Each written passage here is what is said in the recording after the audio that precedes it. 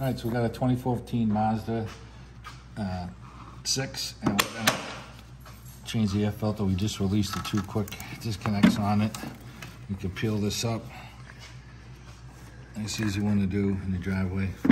Boy, the filter looks nice and clean. You sure you want to change it? Okay, we got a nice new filter here. Drop it down in place, make sure it's centered. And we have these flat plastic clips right here that we have to, when we get it down into place, we want to slide them back in. Okay, you can see that they're back in place. Now we can pull these caps up and lock the clips. Tough to get your finger in this one here, but there it is. Okay, so we get these locked again.